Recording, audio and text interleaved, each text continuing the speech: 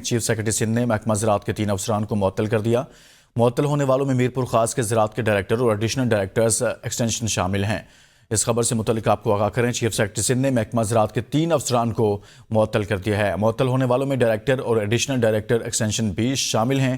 اس خبر سے متعلق آپ کو آگاہ کر رہے ہیں کہ چیف سیکرٹری سندھ نے محکمہ زراعت کے 3 افسران کو معطل کیا ہے۔ محکمہ زراعت سندھ میں میرپور خاص کے 3 افسران کی شامت آ گئی ہے۔ اس خبر سے متعلق آپ کو بتا رہے ہیں کہ محکمہ زراعت سندھ میں میرپور خاص کے 3 افسران کی شامت آ گئی۔ بغیر وجہ بتائے محکمہ زراعت کے 3 افسران معطل کر دیے گئے ہیں۔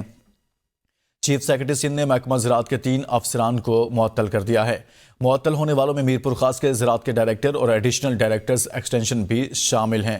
اس خبر سے متعلق آپ کو آگاہ کر رہے ہیں کہ چیف سیکرٹری سندھ نے اقدام اٹھایا ہے، 3 افسران کو معطل کر دیا ہے۔ اسی پر مزید بات کرتے ہیں بیورو چیف کراچی عبدالحمید سومرو سے۔ جی عبدالحمید بتائیے گا۔ جی سندھ میں جو افسران ہیں ان کے انوکھے انداز سامنے آ گئے ہیں۔